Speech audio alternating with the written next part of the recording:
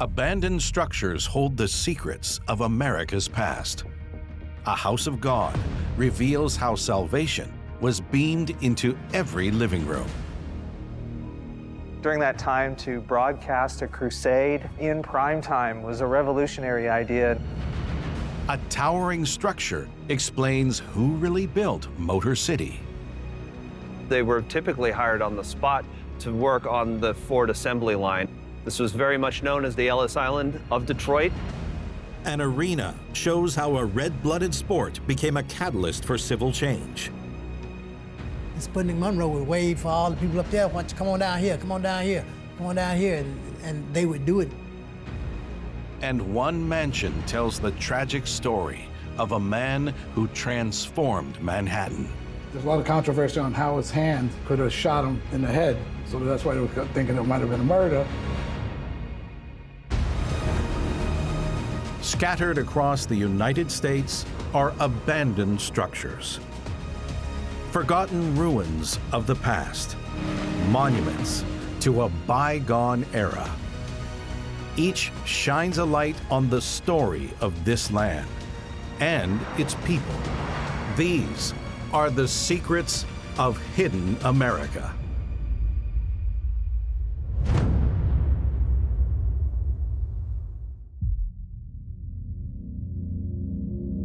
In the heart of the Bible Belt is a city with a surprisingly Art Deco downtown.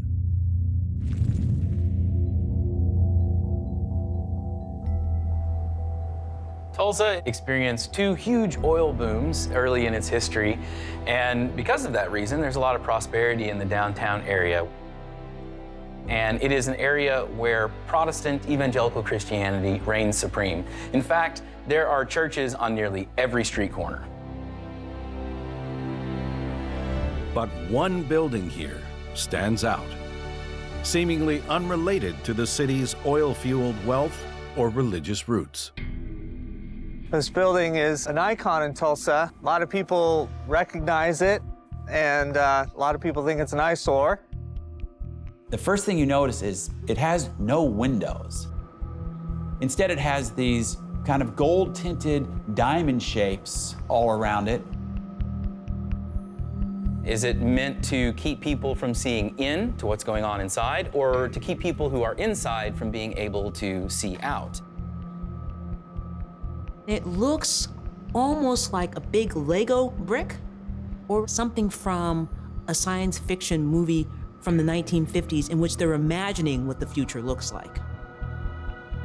Its unique design makes sense when you learn of its creator and his controversial master plan. The man behind this building, much like the building itself, divides opinions. What happened inside was revolutionary to American culture. Millions of Americans would be personally touched by what went on inside this building, even though many of them would never step foot inside of it themselves.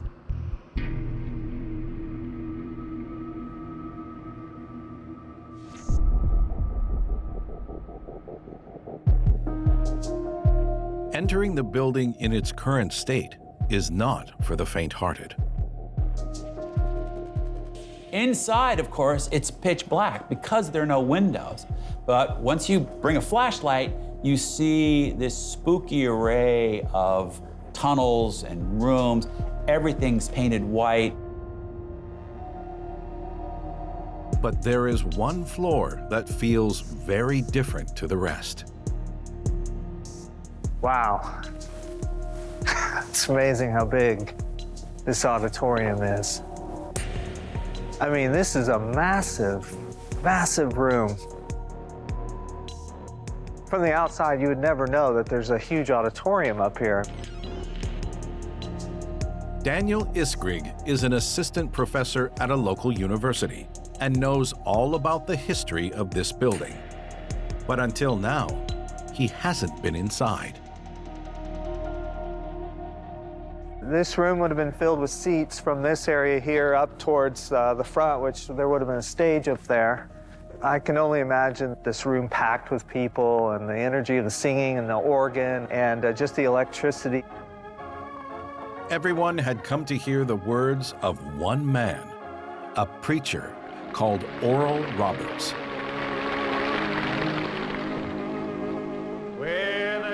Roberts was a consummate showman, someone who could bring in thousands of people and hold them in a state of enraptured connection with God.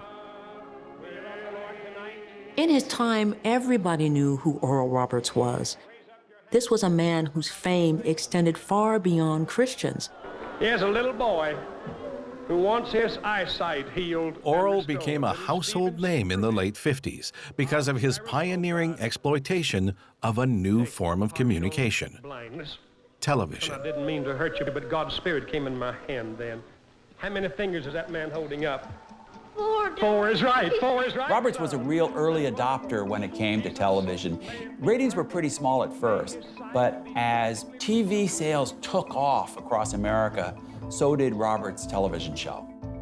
Roberts realized that these mass media broadcasts could bring hundreds of thousands, if not millions of people together. To the miracle of television, you have been in our great 10th cathedral here. The fact that there's Christian television today, that it's one of the primary means by which people receive the gospel, is a tribute to what he did so many years ago by putting the gospel on TV in prime time, and that the world, religious or non, could watch. By 1957, his TV show was airing on over 135 stations. Oral needed a building to run what was now a national operation. In 1958, work began on his new HQ, the Abundant Life Building. So here on the first floor was the destination for those who would come and to visit this headquarters.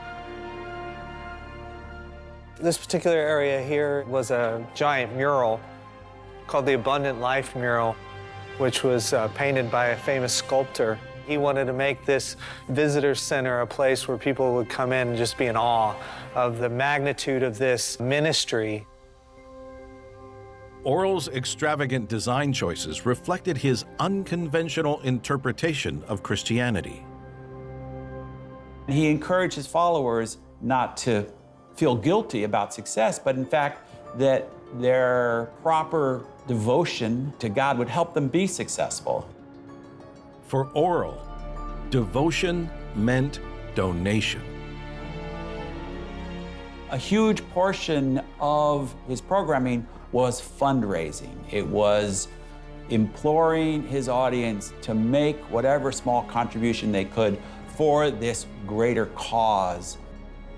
The power of television meant the money came flooding in, and the Abundant Life building was specially designed to deal with the avalanche of cash-stuffed envelopes. This freight elevator is one of the largest in Tulsa, and it's because of the amount of mail that was coming in. Up to 1 million pieces of mail came in and out every single month. It could carry thousands of pounds of mail and packages up into the office portion of the building. So here's the part of the building where they kept the donations that came in. Here's the safe here and the safe room. There's literally hundreds of thousands of dollars that would come every month. But it wasn't just cash in the envelopes. The amount of people writing to Oral Roberts to receive prayer was just immense. You would have seen this large hall here filled with just rows and rows of desks of people typing out letters. The building's lack of natural light was part of Oral's obsession with efficiency.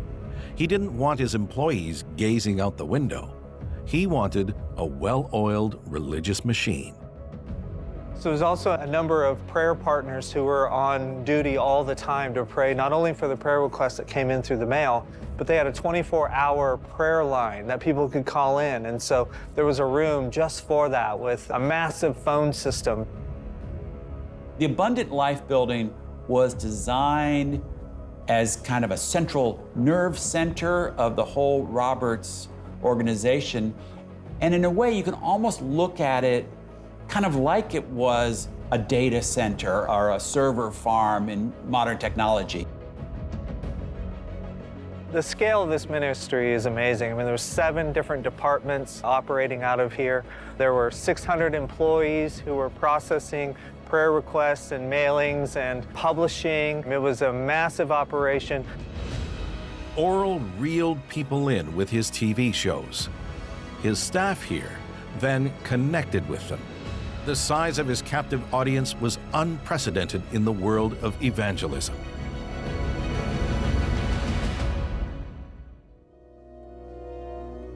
I mean, ministry in general or churches are usually localized, but he found a way of taking his ministry and growing it exponentially.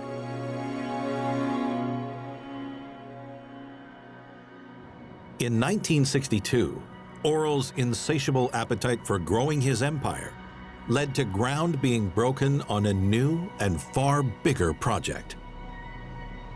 Oral Roberts made a big impact, not only with buildings like this where he had his ministries, but also in the early 1960s building Oral Roberts University, 250 acres in South Tulsa with over 20 buildings and then a hospital and a graduate school. After he completed his Oral Roberts University, he decided it was time to move his entire operation to that new facility.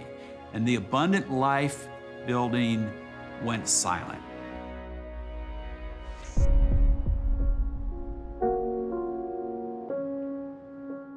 Oral's popularity continued to rise after he had moved on from the Abundant Life building.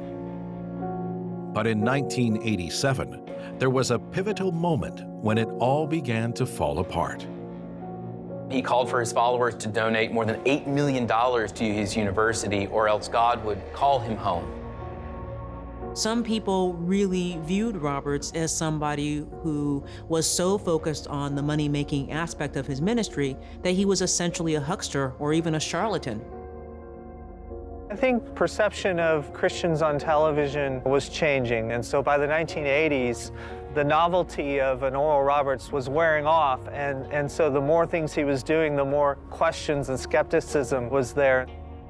The income from his ministry dwindled, and Roberts gradually faded from public life before passing away in 2009.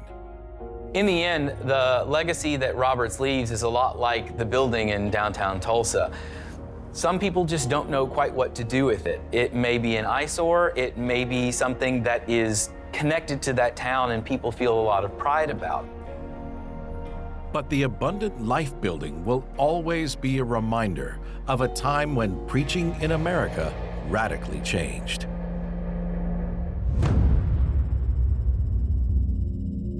On New York's so-called Forgotten Island are the haunting remains of a business empire that molded the city.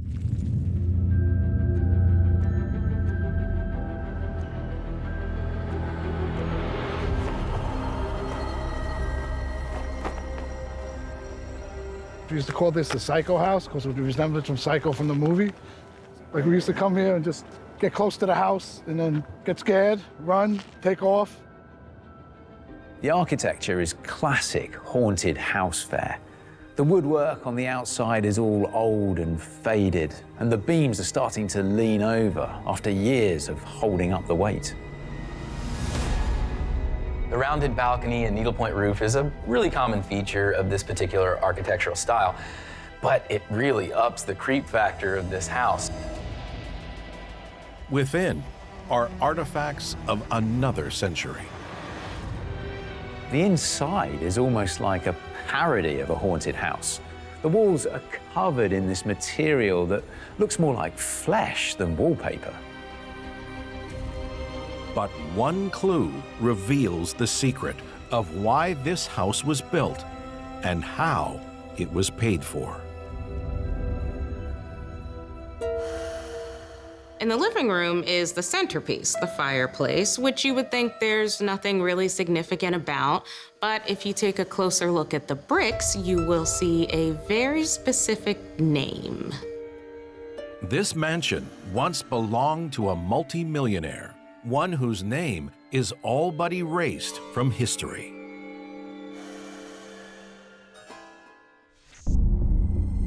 On Staten Island is the former home of a wealthy businessman. Rick Rispoli came here as a child. Now, he's the caretaker. This room was basically the main room of the house. It was used for entertaining, stuff like that. Back in the day, probably the high elites of the town and of the island back at the time, probably all met here and hung in this room. But at the turn of the century, happiness turned to despair. This house has a dark, tragic history, unfortunately.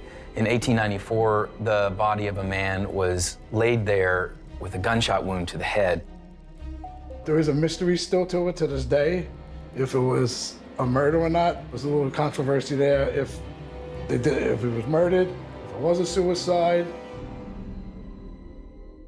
The deceased was an heir to a business empire. His father was a man named Kreischer. Balthasar Kreischer was born in a small village in Germany. Kreischer was also a businessman, and he would become a very successful one. In 1836, Kreischer boarded a boat bound for New York. Just 7 months earlier, Manhattan's business district was in flames. It started in a warehouse, and then because of the winter wind, it sort of spread and went everywhere. Now, there was a fire department, but most of the rivers were frozen, so that hampered their efforts. And the only thing they could do was to create a fire break by blowing up the buildings around the fire. Hundreds of buildings were lost. New Yorkers lived in constant fear, but Kreischer saw an opportunity to make money. Kreischer was drawn to Staten Island because of rumors of a treasure in the wetland dirt. That treasure was clay. The Western Bank had copious amounts of clay, enough for Balthasar to build his fortune.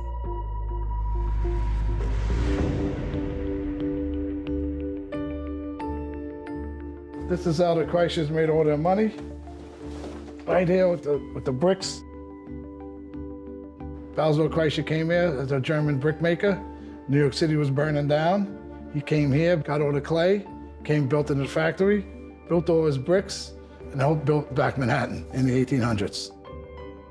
Clay presented an opportunity. The Great Fire only spread as it did because New York at that time was predominantly built out of timber. Even at this early date, New York was a major metropolis with commodities everywhere and people packed in and buildings built right next to each other and out of timber of all things as well. So fires were inevitable, especially devastating ones like what they experienced. Balthasar Kreischer built a factory on the riverbank. And the factory was straight across the street, which was right on the waterfront here, was the whole factory, where they used to make the bricks and throw them on the boats if they needed to send it to Manhattan, up to New York City. He set up his own kingdom here. Kreischer was so successful that eventually he was able to build Company Town. This town had everything, a fire service, religious institutions, and community places for people to gather. Eventually, it became known as Kreischerville. Kreischer's bricks were used across Manhattan, helping ensure the city would never burn down again. There are still many buildings in the city today that still stand that are made out of his bricks. The business made Balthasar Kreischer a multi-millionaire. Back at Kreischerville, he built his family mansions. There was actually 3 total mansions. Balthasar Kreischer had one mansion, which was behind this mansion up on top of a hill. And then he built this one for one of his sons, Charles Kreischer. And right next door, he built another one for his son, Edward Kreischer. It was identical mansions. Crystal chandeliers hung from the ceilings. Oak staircases ascended from the vestibules, and an expensive material covered the walls. Charles decorated the house and the foyer with some special wallpaper, as you could tell. But this wasn't wallpaper, this was a mixture of leather and linoleum called encruster. And because of the linoleum, it doesn't crack. So this is running over 100 years right now, and it's still in very good shape. This was the rich man's wallpaper back in the day. Kreischer ensured that his sons and heirs were looked after. His legacy appeared to be assured. He didn't know at the time, but one of his sons would eventually end up laying in the mansion, dead. But about a year after the mansions were built, Kreischer died. The business fell to the brothers to run, and I cannot stress this enough, it was a massive undertaking. Hundreds of employees, moving the earth, baking it, transporting it to clients. I mean, it was a lot, but they ran it pretty successfully. The brothers ran the family business for 8 years. But in 1894, Edward's body lay dead in his brother's mansion. Edward, he went to work that day, 8 o'clock in the morning, was in a good mood, and his body was found about 10:30 later on that day, basically behind the factory, which is straight across the street. And then they brought the body back into this mansion, and then they called the doctors and stuff, and they pronounced him dead here in the house. Historians agree Edward shot himself for reasons we don't know, though there are some who think that he was murdered. There's a lot of theories because he was having trouble at the factory. His older brother, George, was put in charge of the factory after Balthazar died. Edward was still on with him, so he was bucking heads with George, apparently, and still to this day, it's still a mystery on who killed Edward Kreischer. After Edward's death, Kreischer Brickworks continued for another 30 years. But in 1927, the business folded and the mansions were sold. The mansions changed hands several times. Balthazar's and Edward's house was actually burned down, so there was only this one house kind of left creepy right above the brickworks. In the First World War, Kreischerville was renamed Charleston. The old mansion is one of the few buildings that remain of the engineering empire that helped build New York City. But in some corners of the town, the legacy of Balthazar Kreischer is still etched in stone.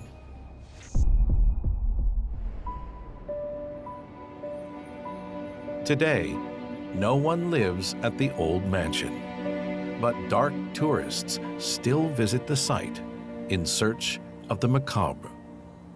We do everything from drive-in movies to concerts to a haunted house, which, as you can see, this is one of our haunted house rooms. Halloween is big business, and I don't know if it's because of, sort of Salem with the witch hunts and, kind of all these old houses and history that's around, but, the idea that you might be strolling and catch a ghost, we can't resist it.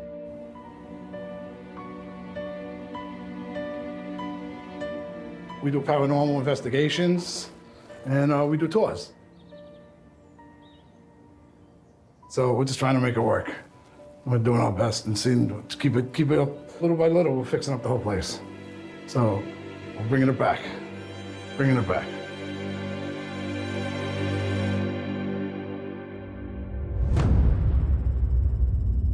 Near the midpoint of the Mississippi River, the stage is set for a battle for glory.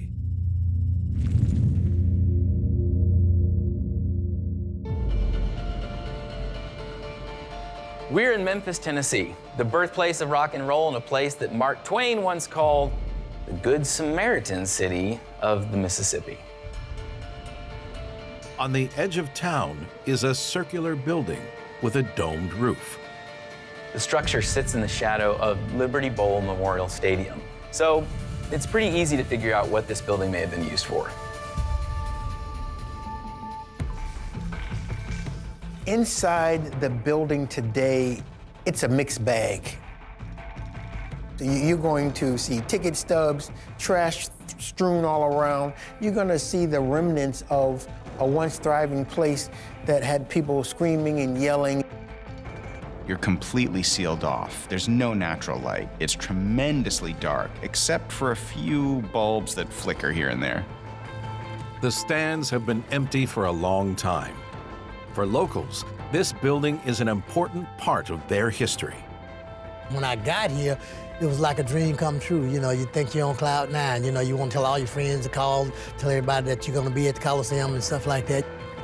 When this place was built, America was divided, but an arena for combat would become a cradle for unity. Jimmy Kimball has lived in Memphis for 40 years. He used to come here every week.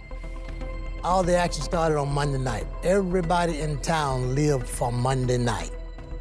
You know, they would get rowdy up to the point where they didn't get ejected. They wouldn't get thrown out of the building.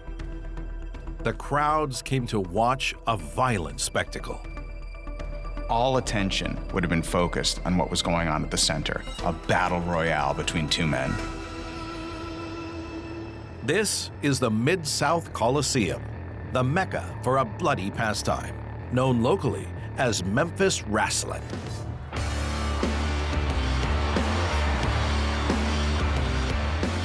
Professional wrestling, it's about strength, stamina, agility, an incredible feat of showmanship and storytelling.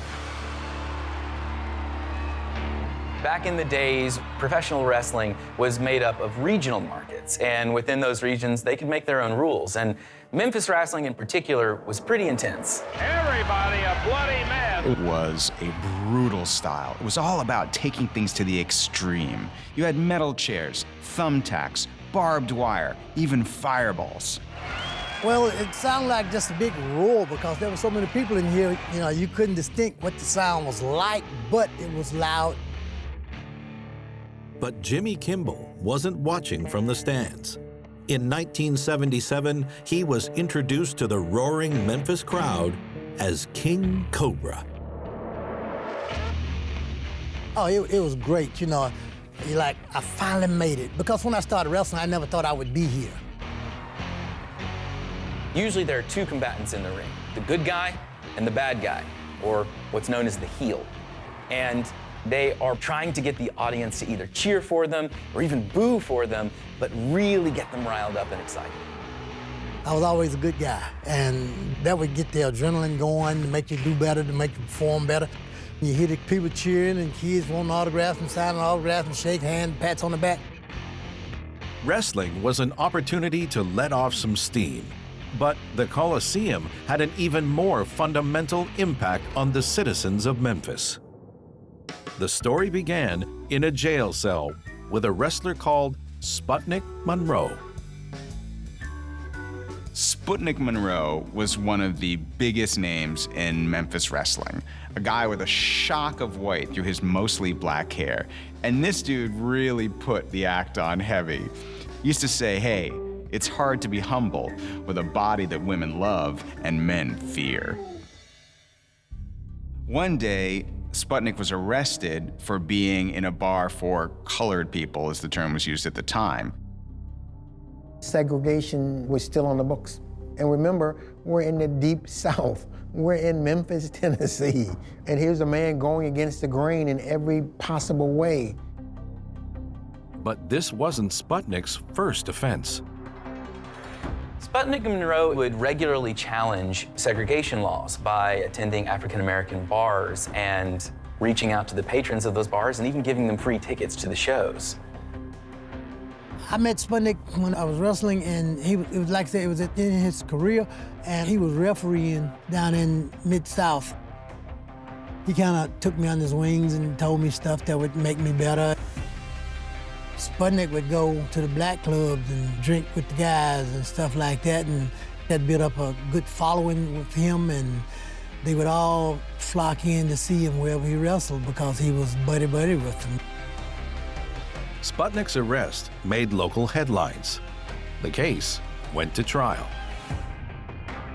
He did what Sputnik would do, which was an act of defiance. And how can you upset these other white racists even more? You hire a Negro attorney. Go figure, the man was brilliant. He was brilliant. Sputnik lost the case, but his actions made a statement. At the same time, the city was planning the Mid-South Coliseum. In the 1960s, they began drawing up plans for the new stadium, which is going to be the home of wrestling, but also a stadium for basketball and music concerts. And one of the questions they tackle in these designs is where they're going to put the African-American fans. Venues like this place and others were definitely segregated. The black folk all had to sit in the balcony seats, possibly come in the side entrance, and not be treated equally as the white patrons at a venue. But the Coliseum would be different. When the Mid-South Coliseum first opened, it was the first racially integrated stadium in that part of the country. Over the following 4 decades, the Mid-South Coliseum became legendary. And in 1989, King Cobra fulfilled a lifelong ambition here. Oh, the night I won the World Championship, well, hey, that's on top of the world. On that particular night, I think I answered all the questions to all the critics. This is largely an unknown venue. It's an unknown aspect of civil rights. It's an unknown story of interracial activity based off of the shoulders of a 235-pound man named Sputnik Monroe. The Mid-South Coliseum was a place of unity in an era of division. But Memphis wrestling was about to face a bigger opponent. In the 1980s and 1990s, professional wrestling was going through a big change. The smaller markets, the more regional markets, couldn't keep up with these bigger brands that had deeper pockets. Unfortunately, smaller markets like Memphis just couldn't keep up. As local wrestling faded, the crowds stopped coming to the Coliseum. And in 2006, it closed its doors.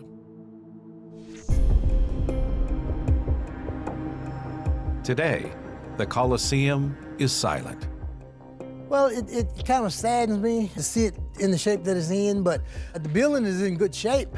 It'll never be the same, but I hope they keep it going because I have a lot of fond memories. Now it stands as a monument to Memphis wrestling and legends of the squared circle, like Sputnik Monroe, who in 2006 passed away in his sleep. We know about Hulk Hogan. We know about Macho Man Randy Savage. You know, we know about countless other folk, but we really need to know about Sputnik Monroe. In my mind, he's a hero.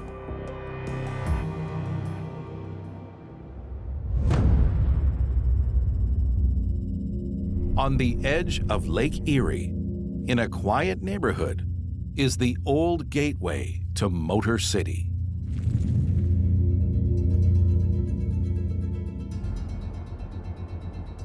We are in Detroit, Michigan, a city that in many ways built America and a city that has also famously and tragically declined over the decades. In the satellite neighborhood of Corktown, this building stands above all others.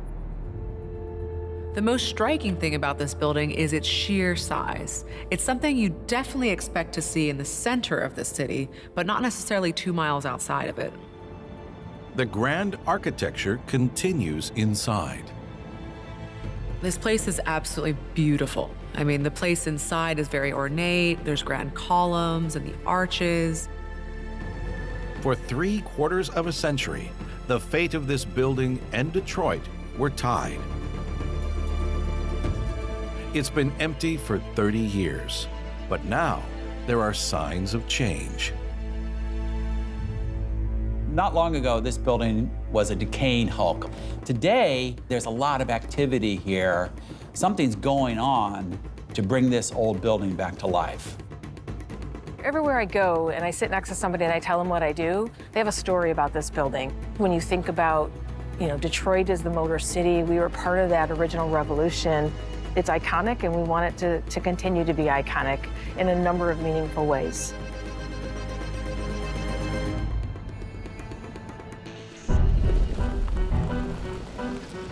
Ashton Parsons first heard of this place from an article on the internet. Now, he helps preserve its history. The first time I ever came into this space, I couldn't believe how large it was. The scale is unbelievable. You can be red numbers and sizes, but the overall beauty and attention to detail, it's incredible. The centerpiece is its domed ceiling. What we're looking at is the top side of one of the 3 incredibly massive arches or domes. Each one of these domes is thousands upon thousands of tiles interlaced together to create not only a beautiful look, but some of the strongest domes that you could imagine. But the expensive architecture is only a facade. This structure was built for a desperate need before Detroit earned the name Motor City. Detroit had always been in a remarkable location for all kinds of economic activity. It started as a trading post for beaver pelts.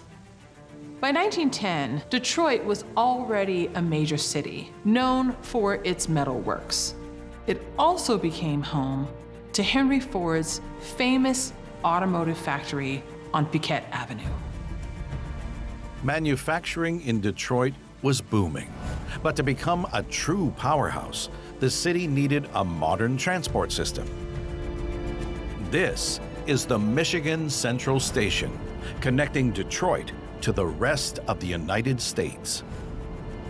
Michigan Central Station was meant to be both a cutting-edge facility to handle all this rail traffic, but also a symbol of Detroit's growth and strength.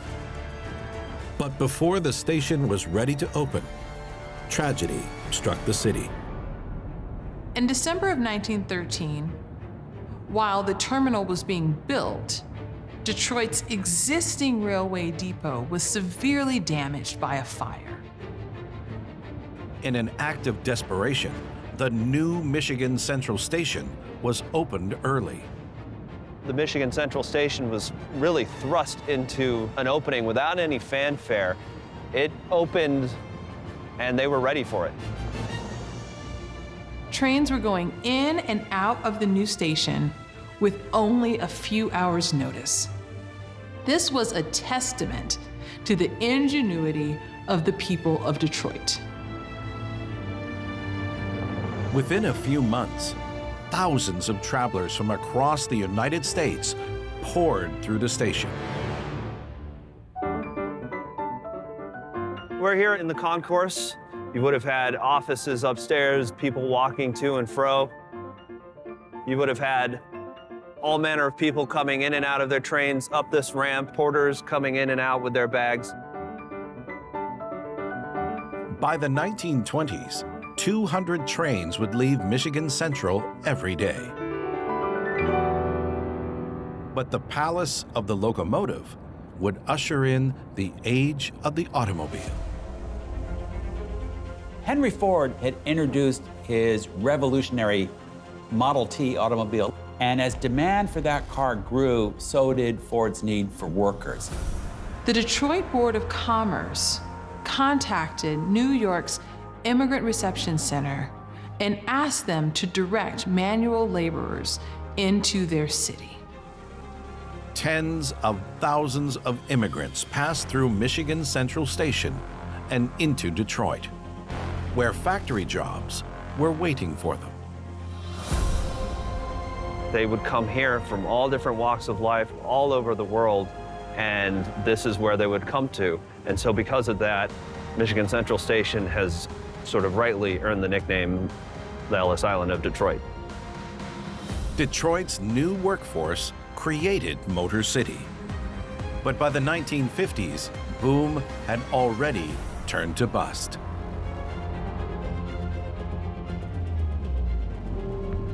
As more people got cars, they didn't need to live in dense downtown areas anymore. And at the same time, the growing interstate highway system also made it easier to build automobile factories in other locations, especially in the South. All this meant that Detroit was no longer the center of the manufacturing universe.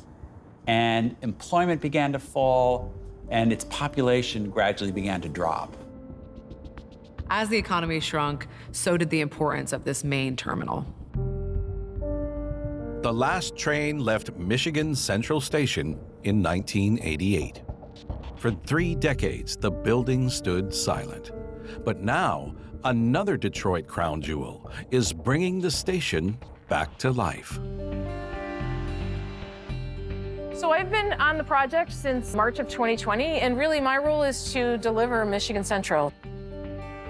In 2018, the Ford Motor Company announced that it was taking over the Michigan Central Station. The company plans to take the neighborhood and turn it into kind of an automotive campus for research, design, testing of the next generation of automobiles, electric cars, autonomous vehicles. We have really committed to bringing 5,000 employees down to Michigan Central. This main floor will be open to the public. So we really want people to feel welcome to come in. The refreshed station will revitalize the neighborhood of Corktown and again be a jewel in Detroit's crown.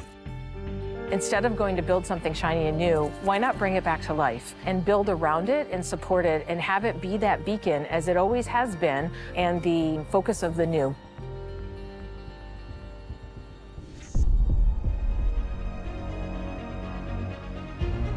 Michigan's Central Station is to become a defining feature of Detroit once more.